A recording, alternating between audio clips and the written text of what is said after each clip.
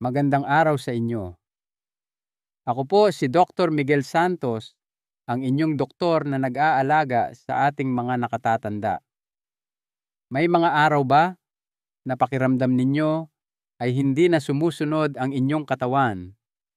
Ang mga binti ay tila bumibigat. Ang pagtayo mula sa upuan ay nangangailangan ng mas malaking pagsisikap. At ang simpleng pagbubuhat ng pinamili sa palengke ay tila mas nakakapagod kaysa dati. Wala namang nagbago sa inyo, ngunit mayroong isang bagay sa loob ninyo na tahimik at unti-unting nagbabago. Ang tahimik na pagbabagong iyan, mayroon itong pangalan, sarcopenia. Ito ang tawag ng mga doktor sa dahan-dahang pagkawala ng kalamnan o muscle na nangyayari habang tayo ay nagkakaedad. Ngunit heto ang bahaging hindi madalas sabihin sa inyo, hindi lang ito nangyayari dahil tumatanda na kayo.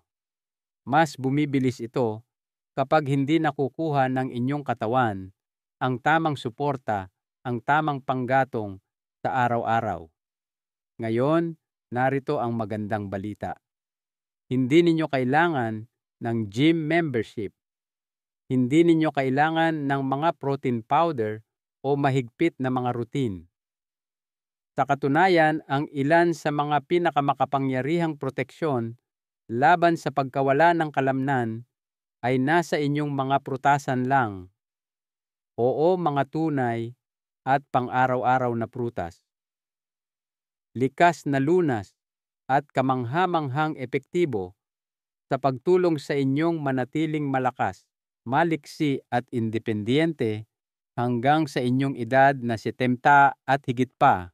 Sa video na ito, ibabahagi ko sa inyo ang 5 makapangyarihang prutas na tahimik na lumalaban sa pagkawala ng kalamnan at tumutulong sa inyong magpalakas sa natural na paraan, isang maliit na kagat sa bawat pagkakataon. Hindi ito mga pambihira o mamahaling superfoods. Ito ay mga simple abot-kayang prutas na may mga benepisyong suportado ng tunay na agham at mga totoong kwento. At sasabihin ko sa inyo, ang prutas sa numero 1 ay maaaring makagulat sa inyo. Hindi ito exotic. Sa katunayan, malamang ay nakikita nyo na ito sa buong buhay ninyo at hindi ninyo namalayan kung gaano kalaki ang suporta nito sa inyong mga kalamnan, sa inyong lakas at sa inyong paggaling. Kaya't samahan ninyo ako hanggang sa dulo dahil ang pag-alam kung aling mga prutas ang nakakatulong at kung bakit mahalaga ang mga ito ay maaaring magbago sa paraan ng inyong pagkilos, pakiramdam at pagtanda. Magsimula tayo sa numero 5, saging. Isang prutas na malambot, pamilyar at nagbibigay ginhawa. Malamang ay nakakain na kayo nito ng daan-daang beses nang hindi ito pinag-iisipan. Ngunit sa likod ng malinamnam na tekstura nito ay isa sa mga pinakasuportadong prutas para sa mga tumatandang kalamnan. Maaaring hindi ito mukhang superfood, ngunit para sa mga taong higit sa ista ang saging, ay isang tahimik na tagapagtanggol ng pang-araw-araw na lakas. Habang tayo ay tumatanda, hindi lang lumiliit ang ating mga kalamnan. Nagiging mas sensitibo rin ang mga ito sa maliliit na kawalan ng balanse. Ang mga bagay tulad ng mababang potassium, mabagal na paggaling pagkatapos ng pagkilos, o kahit na ang tago na pamamaga ay maaaring dahan-dahang makasira sa mga ito. Ang saging nakakagulat ay tumutulong sa lahat ng tatlong ito. Mayaman ito sa potassium, isang mineral na talagang kailangan ng inyong mga kalamnan para sa maayos na pag-urong at pag-relax. Kapag mababa ang potassium, maaaring maramdaman ninyong mabigat ang inyong mga binti, medyo nanginginig ang inyong balanse, o bumabalik ang mga nakakainis na pulikat sa gabi. Ang isang katamtamang saging ay nagbibigay sa inyo ng halos 400 milligrams ng potassium, sapat lang para mapanatiling maayos ang paggana ng mga kalamnan na iyon. Ngunit bahagi lamang ng kwento ang potassium. Nagbibigay din ang saging ng vitamin B6 na tumutulong sa inyong katawan na iproseso ang protina na ginagawang mga building block na inaasahan ng inyong mga kalamnan. Maraming mga nakatatanda ang hindi nakakakuha ng sapat na B6 na nangangahulugang hindi magamit ng mahusay ng kanilang katawan ang protina kahit na marami silang kinakain nito. Kaya't ang pagdaragdag ng saging sa isang almusal na mayaman sa protina ay maaaring gumawa ng malaking pagkakaiba sa kung paano ginagamit ng inyong katawan ang mga sustansya. Ngayon, alam kong iniisip ng ilan sa inyo, hindi ba't masyadong matamis ang saging para sa akin? Iyan ay isang balidong alalahanin, lalo na kung binabantayan ninyo ang inyong blood sugar. Ngunit heto ang katotohanan, kapag ang saging ay medyo berde pa o bahagyang dilaw pa lamang, hindi pa hinog na hinog, mas mababa ito sa glycemic scale. At kapag ipinares ninyo ito sa isang pagkukunan ng healthy fat o protina tulad ng ilang piraso ng walnuts o isang kutsarang nut butter, ang asukal ay dahan-dahan at tuloy-tuloy na papasok sa inyong daluyan ng dugo. Isang ginang na nakausap ko, si Aling Rosario, 71 taong gulang at naglalakad pa rin tuwing umaga, ay nagsabi sa akin na sinimulan niyang kumain ng kalahating saging na may ilang piraso ng almonds bago siya maglakad. Wala na akong ibang binago, sabi niya, pero hindi ko na nararamdamang pagod ako sa kalagitnaan ng paglalakad. Binigyan ako nito ng sapat na lakas para magpatuloy. At iyon mismo ang ginagawa ng saging. Hindi sila nilikha para maging pasikat o dramatiko. Sinusuportahan nila ang inyong mga kalamnan ng tahimik, may enerhiya, may mga mineral, may mga sustansya na tumutulong sa inyong katawan na gumana ng mas mahusay. Higit pa riyan, ang saging ay mabuti rin para sa kalusugan ng inyong tiyan. Ang natural fibers nito ay tumutulong sa panunaw, at ang resistant starch sa mga hindi pa gaanong hinog na saging ay nagpapakain sa inyong mabubuting gut bacteria. At kapag malusog ang inyong tiyan, mas mahusay ninyong naa-absorb ang mga sustansya na nangangahulugang mas maraming nakukuha ang inyong mga kalamnan sa kung ano ang kailangan nila. Kaya paano ninyo magagamit ang saging para sa inyong kapakinabangan? Simple lang. Hiwain ang kalahating saging sa inyong morning oats. Blend ito sa isang smoothie na may gatas ng soya o kainin na lang sa kalagitnaan ng hapon kapag kailangan ninyo ng natural na pampalakas ng enerhiya. Ang susi ay hindi lang sa pagkain nito. Ito ay sa paggawa nitong bahagi ng isang ugali na sumusuporta sa inyong lakas. Ang isang saging sa isang araw ay hindi muling itatayo ang lahat ng inyong kalamnan sa isang gabi, ngunit sa paglipas ng panahon, maaari nitong tahimik na suportahan ang mga bagay na mahalaga, ang inyong enerhiya, ang inyong balanse, ang inyong kakayahang magpatuloy sa pag-usad ng walang pag-aalinlangan. Ngayon, pag-usapan natin ang isang prutas sa numero 4, blueberries. Ito ay maliit, matingkad ang kulay, at puno ng nakapagpapagaling na kapangyarihan. Maaaring maliit ito, ngunit huwag ninyong maliitin. Pagdating sa pagprotekta sa inyong mga kalamnan, kasukasuan, at pangkalahatang paggalaw, ang maliit na berry na ito ay napakalakas. Isa sa mga pinakamalaking tago na banta sa ating mga kalamnan habang tayo ay tumatanda ay isang bagay na hindi natin nakikita o nararamdaman kaagad, ang pamamaga o inflammation. Dahan-dahan itong pumapasok na nagpaparamdam ng paninigas sa mga kalamnan, mas matinding pananakit ng kasukasuan, at mas matagal na paggaling kahit pagkatapos ng magaan na pag-ehersisyo.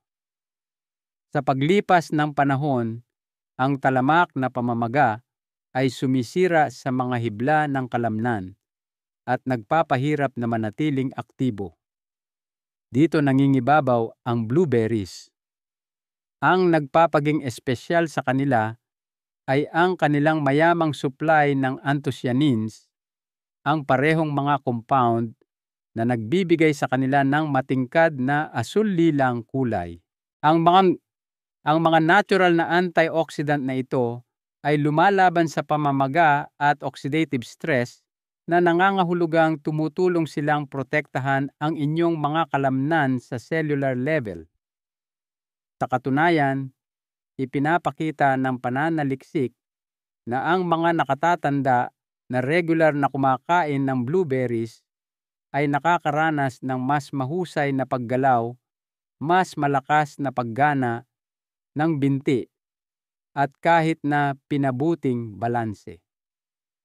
Naaalala ko ang isang maginoo na nagngangalang Mang Jaime, 74 taong gulang at nagpapagaling mula sa pinsala sa balakang. Sinabi niya sa akin na sinimulan niyang magdagdag ng blueberries sa kanyang almusal matapos basahin ang tungkol sa kanilang mga benepisyo laban sa pamamaga. Iyon lang ang pagbabagong ginawa ko, sabi niya. Ngunit sa loob ng ilang linggo, mas nakakalakad na ako ng mas matagal nang hindi nararamdaman ang matinding pananakit sa aking mga hita. Ngumiti siya at sinabing pakiramdam ko ay nakikipagtulungan na muli ang aking mga binti. Bukod sa paggaling ng kalamnan, tumutulong din ang blueberries na suportahan ang insulin sensitivity. Iyan ang kakayahan ng inyong katawan na pangasiwaan ng maayos ang asukal. Ito ay mahalaga para sa sinumang namamahala ng type 2 diabetes o pre-diabetes. Kapag mahusay gumana ang inyong insulin, ang mga sustansya na inyong kinakain, lalo na ang mga carbs at protina, ay mas epektibong naihahatid sa inyong mga selula ng kalamnan. Nangangahulugan iyon ng mas maraming panggatong, mas mahusay na pagkumpuni, at mas kaunting pagkapagod. At ang bonus, ang blueberries ay natural na mababa sa asukal. Hindi ninyo kailangang mag-alala na magpapataas ito ng inyong blood sugar, lalo na kapag kinain ninyo ito bilang bahagi ng isang balanseng pagkain, isang dakok sa inyong oatmeal, ilang piraso na hinalo sa walang asukal na yogurt, o i-blend sa isang morning smoothie. Akmang-akma ito nang hindi nag-o-overload sa inyong sistema. Ang ilan ay nagyeyelo pa nito at kinakain bilang isang malamig na kagat-kagat na treat. Simple lang, abot kaya at ligtas kahit para sa mga nagbabantay ng kanilang glucose o namamahala ng mga alalahanin sa puso. Ngunit marahil ang pinakamakapangyarihang bagay tungkol sa blueberries ay hindi lamang sila lumalaban sa pinsala. Sinusuportahan nila ang pagkumpuni. Hinihikayat nila ang inyong katawan na mas mabilis na gumaling pagkatapos ng pagkilos. Kung kayo man ay gumawa ng magaan na pag-uunat naglakad, kasama ang aso o nagtrabaho sa hardin, tinutulungan ng blueberries ang inyong mga kalamnan na bumalik na may mas kaunting pananakit, mas kaunting pamamaga, at mas maraming lakas sa paglipas ng panahon. Kaya kung naghahanap kayo ng isang banayad ngunit makapangyarihang paraan upang suportahan ang inyong mga kalamnan, bawasan ang pamamaga at manatiling aktibo, ang maliit na berry na ito ay maaaring maging inyong bagong matalik na kaibigan. Ngayon, lumipat tayo sa numero 3, papaya, isang prutas na mas malambot, mainit-init, at madalas na hindi napapansin. Ito'y matamis na kapapawi at halos natutunaw sa bibig.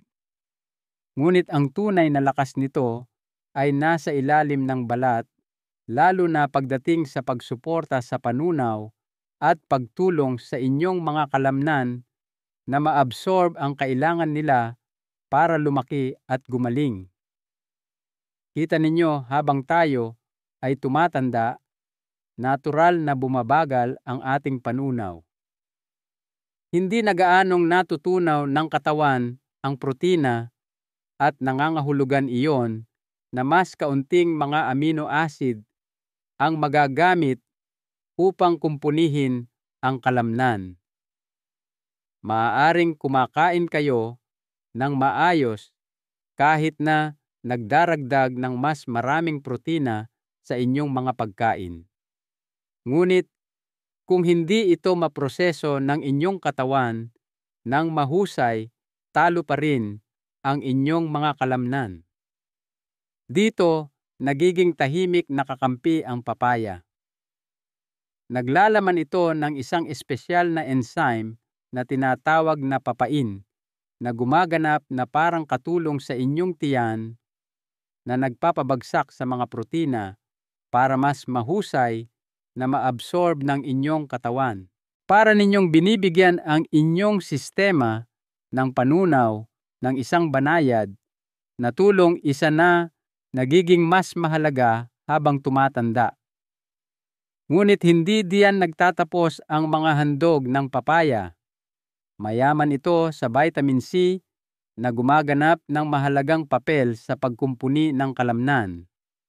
Tinutulungan ng vitamin C ang inyong katawan na gumawa ng collagen, isang pangunahing bahagi ng inyong mga kalamnan, tendon at ligament. Kung walang sapat nito, maaaring maramdaman ninyong mas mahina ang inyong mga kalamnan at mas naninigas ang inyong mga kaso-kasuan. At pakinggan ninyo, ito, ang papaya, ay may mas maraming vitamin C kaysa sa mga dalandan na ginagawa itong isang kamangha-manghang pang-araw-araw na mapagkukunan para sa mga nakatatanda na nais manatiling nababaluktot at maliksi. Mayroon din itong beta-carotene at lycopene, mga natural na compound na nagbibigay sa papaya ng matingkad na kulay kahel rosas. Ang mga ito ay gumaganap bilang mga antioxidant, lumalaban sa mga free radical at pamamaga na nag-aambag sa pagkasira ng kalamnan. Sa katunayan, ipinakita ng ilang pag-aaral na ang fermented papaya extract ay nagbawas ng mga marker ng pamamaga sa mga nakatatanda na nagpapabuti sa parehong enerhiya at panunaw. Isang babae na nagngangalang Aling Nena, katimbita 9 taong gulang at nahihirapan sa pamamaga ng tiyan at pagkapagod, ang nagbahagi ng kanyang kwento sa akin. Hindi ko gaanong pinapansin ang papaya Sabi niya, ngunit sinimulan kong kumain ng isang maliit na mangkok pagkatapos ng tanghalian araw-araw. Pagkatapos ng halos isang linggo, gumaan ang pakiramdam ng aking tiyan at hindi na ako gaanong naninigas sa pagtayo mula sa aking upuan. Minsan hindi ito tungkol sa paggawa ng higit pa. Ito ay tungkol sa pagtulong sa katawan na gawin ang dapat nitong gawin ng kaunti pang mas mahusay. Ang papaya ay natural ding mababa sa asukal, mataas sa tubig at banayad sa tiyan na ginagawa itong isang perpektong merienda sa gabi o magaan na karagdagan sa almusal. At kung namamahala kayo ng blood sugar, ligtas ito sa katamtamang bahagi. Ang fiber nito ay tumutulong na pabagalin ang panunaw at ang mga katangian nitong anti-inflammatory ay sumusuporta sa parehong kalusugan ng bituka at balanse ng blood sugar. Kaya paano ninyo maisasama ang papaya sa inyong routine? Panatilihin itong simple. Ilang hiwa sa almusal, isang malambot na mangkok sa hapon, i-blend ito sa isang smoothie na may gatas ng soya o yogurt. Hindi kailangang maging magarbong. Ang mahalaga ay ang pagiging pare-pareho na nagbibigay sa inyong katawan ng dagdag na tulong upang mabasag at maabsorb ang kailangan nito. Sa huli, ang papaya ay hindi maingay o dramatiko, ngunit ang suporta nito ay nararamdaman sa inyong tiyan, sa inyong mga kasu-kasuan, at sa paglipas ng panahon, sa lakas na muli ninyong nararamdaman. Ngayon, pag-usapan natin ang isang prutas na madalas na nagtatago sa paningin sa numero 2, bayabas. Hindi ito palaging laman ng mga balita tulad ng mga berry o abokado, ngunit para sa mga senior, ang matigas at mabangong prutas na ito ay isa sa mga pinakamakapangyarihang taga-suporta ng kalamnan na inaalok ng kalikasan. Ang tunay na sikreto ay nasa isang bagay, vitamin C.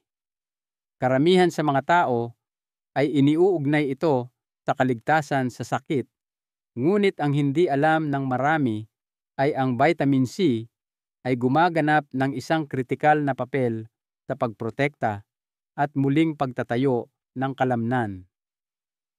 Tinutulungan nito ang inyong katawan na gumawa ng collagen, ang istrukturang protina na nagbubuklod sa inyong mga kalamnan, tendon at kasukasuan. At dito nakatayo ang bayabas. Naglalaman ito ng 4 hanggang 5 beses na mas maraming vitamin C kaysa sa isang dalandan. Isang katamtamang bayabas lamang ang makapagbibigay sa inyo ng higit sa 250% ng inyong pang-araw-araw na pangangailangan sa pinaka-natural na anyo ng buong pagkain. Ngunit ang vitamin C ay hindi lamang tungkol sa collagen. Ito rin ay isang malakas na antioxidant, at ang mga antioxidant ang nangungunang depensa laban sa pinsala sa kalamnan na dulot ng oxidative stress, isang proseso na bumibilis sa pagtanda. Kapag ang inyong mga kalamnan ay nasa ilalim ng patuloy na mababang antas ng stress, mas madali silang masira at tahimik na pumapasok ang sarcopenia. Tinutulungan ng bayabas na i-neutralize ang prosesong iyon at sinusuportahan ang kakayahan ng inyong katawan na gumaling. Mayroon pa, naglalaman din ang bayabas ng potassium at fiber na parehong sumusuporta sa pangkalahatang paggalaw at kalusugan ng metabolismo. Ang potassium ay tumutulong sa pag-urong at koordinasyon ng kalamnan, habang pinapanatili ng fiber na matatag ang panunaw na tumutulong sa inyong katawan na maabsorb ang mas maraming sustansya mula sa mga pagkaing inyong kinakain. Isang lalaki na nagngangalang Manglito 72 ay minsang nagsabi sa akin na naging bahagi ng kanyang retirement recovery routine ang bayabas. Tuwing umaga, pagkatapos ng kanyang paglalakad, hihiwain niya ang isang sariwang bayabas at kakainin ito na may kaunting asin at sili tulad ng kung paano niya ito kinagigiliwan noong bata pa siya. Hindi ko ito gaanong pinag-isipan, sabi niya. Ngunit pagkatapos ng ilang linggo, hindi na gaanong naninigas ang aking mga tuhod at bumuti ang aking balanse. Hindi ito mahika. Ito ay isang bagay na totoo. Ang nakakaginhawa pa ay ang bayabas ay diabetic friendly. Sa kabila ng banayad na tamis nito, mayroon itong mababang glycemic index na nangangahulugang hindi ito magpapataas ng inyong blood sugar. At ang mga antioxidant nito, lalo na ang lycopene, ay nagpakita ng mga benepisyo para sa kalusugan ng puso, pagbabawas ng presyon ng dugo, at pagpapabuti ng sirkulasyon na mahalaga para sa paghahatid ng oxygen at mga sustansya sa inyong tissue ng kalamnan. Paano ninyo maisasama ang bayabas sa inyong buhay? Ang sariwa ay pinakamainam. Kainin ito ng hilaw, hiniwa kasama ang balat. Diyan nagtatago ang marami sa mga sustansya. Maaari din ninyo itong idagdag sa mga smoothie o i-chop sa isang fruit salad. Kung hindi available ang sariwa, ang walang asukal na katas ng bayabas sa maliit na halaga ay isang magandang opsyon din. Sa mundo ng kalusugan ng kalamnan, maaaring hindi nagsusuot ng kapa ang bayabas, ngunit tiyak na gumagana ito tulad ng isang bayani. Tahimik tuloy-tuloy sa bawat kagat. Ngayon, nag-iwan tayo ng isang bagay na matamis at makapangyarihan para sa huli. Isang prutas na hindi lamang nagbibigay sa inyo ng mabilis na enerhiya, ngunit pinapakalma rin ang pamamaga at tumutulong na panggatong sa mga pagod na kalamnan nang hindi nagpapataas ng inyong asukal. Pag-usapan natin ang madalas na hindi nauunawaan sa numero 1, dates datiles. Maliit, kulubot at natural na matamis. Maaaring isipin ninyo ang mga ito bilang isang maligayang pagkain o isang bagay na kinagigiliwan tuwing Kapaskuhan. Ngunit kung kayo ay higit sa iksinto at nagsisikap na manatiling malakas ang mga dates, ay maaaring tahimik na maging isa sa inyong pinakamakapangyarihang mga kakampi. Magsimula tayo sa kung ano ang unang napapansin ng karamihan enerhiya. Habang tayo ay tumatanda, karaniwan ng maramdaman na medyo mas pagod, lalo na pagkatapos ng kahit na magaan na aktibidad. Ang pag-akyat ng hagdan, paghahardin o simpleng paglalakad ay maaaring mag-iwan sa inyong pakiramdam na kailangan ninyong humiga. Ito ay bahagyang dahil sa hindi na bumabalik sa dati ang inyong mga kalamnan. Dito pumapasok ang mga dates. Ang mga dates ay mayaman sa natural na asukal, oo, ngunit puno rin sila ng fiber na nagpapabagal sa kung paano naaabsorb ang asukal na iyon. Nangangahulugan iyon na ang ilang piraso ng dates ay makapagbibigay sa inyo ng isang banayad at tuloy-tuloy na pagtaas ng enerhiya nang hindi nagpapataas ng inyong blood sugar.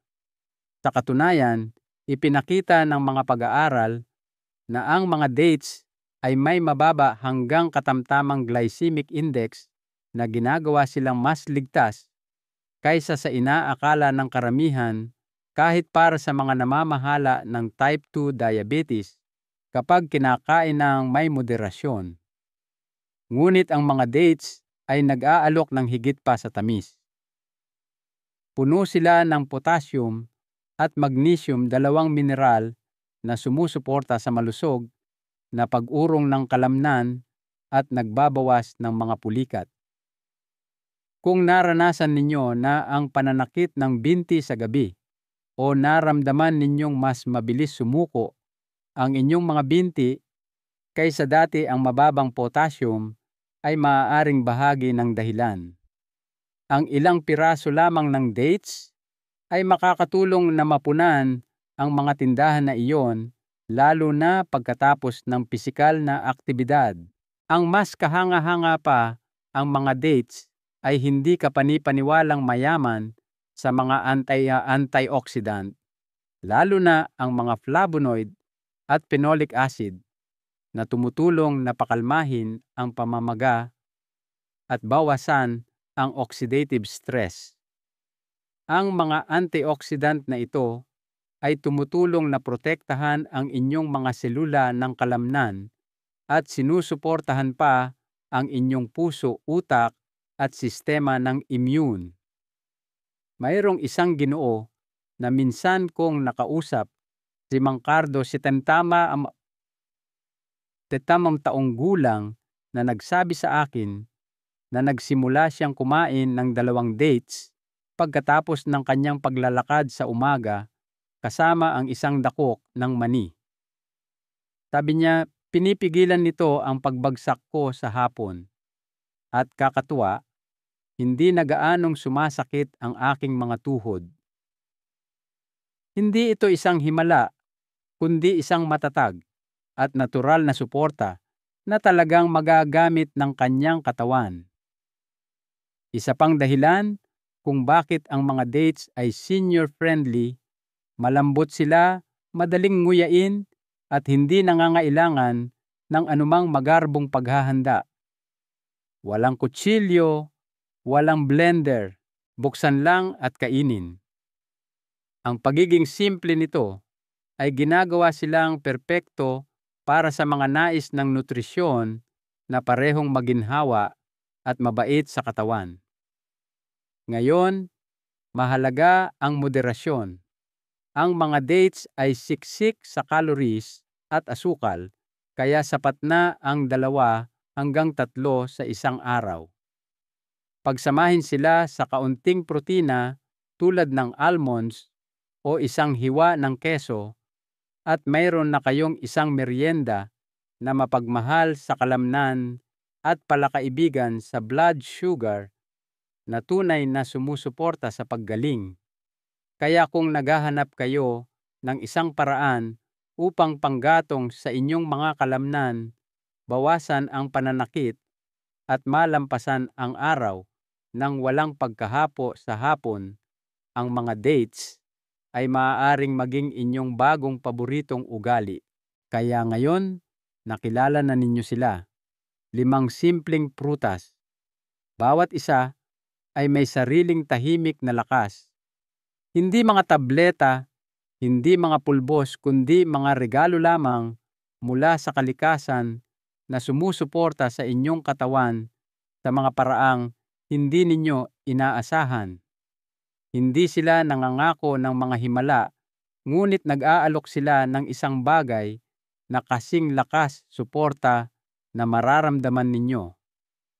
Kaunting dagdag na lakas sa inyong mga binti, kaunting bawas sa pananakit sa umaga, kaunting dagdag na kumpiyansa kapag gumagalaw kayo sa inyong araw. At ang pinakamagandang bahagi, hindi ninyo kailangang baguhin ang inyong buong buhay. Hindi ninyo kailangang sumunod sa isang mahigpit na dieta o isuko ang lahat ng gusto ninyo.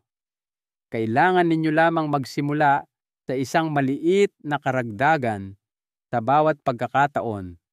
Isang saging sa inyong morning oats, ilang blueberries, sa inyong yogurt, isang hiwa ng papaya pagkatapos ng tanghalian, kalahating bayabas sa sikat ng hapon, 2 dates bago ang inyong paglalakad sa gabi.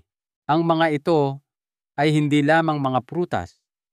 Ito ay maliliit na gawa ng pag-aaruga, maliliit na mensahe sa inyong katawan na nagsasabing, narito pa rin ako.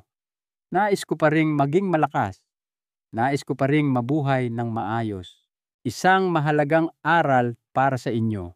Kung sakaling kayo ay nawawalan na ng pag-asa, kung sumasakit ang inyong mga tuhod o pakiramdam ninyo ay unti-unti nang nawawala ang inyong lakas, hayaan ninyong maging isang banayad na paalala ito.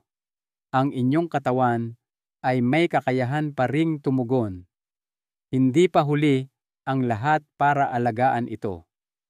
Hindi pa huli ang lahat para bumuti ang pakiramdam kaysa kahapon. Hindi ninyo kailangang gawin ang lahat ng sabay-sabay. Isang maliit na ugali lamang na ginawa ng may pag-iingat at pagiging tuloy-tuloy ay maaaring magdala ng isang tahimik na pagbabago. Kung ang video na ito ay nagbigay sa inyo ng isang bagay na nakakatulong, isang bagong ideya o kaunting pag-asa, nais ko pong marinig ang inyong kwento sa mga komento sa ibaba. Anong prutas ang sisimulan ninyong kainin? Anong pagbabago ang inaasahan ninyong maramdaman? At kung nais ninyo pa ng mas marami pang ganitong nakakaginhawa at simpleng mga payo, mga bagay na nagpapadali at nagbibigay lakas sa pagtanda, huwag kalimutang i-like ang video na ito, mag-subscribe sa aming channel at ibahagi ito sa inyong mga kaibigan at pamilya na maaaring makinabang din. Nandito kami upang samahan kayo isang maliit na pagpili sa bawat pagkakataon. Hanggang sa muli, manatiling malakas, maging mabait sa inyong katawan at huwag kalimutan, marami pa kayong lakas na natitira sa inyo.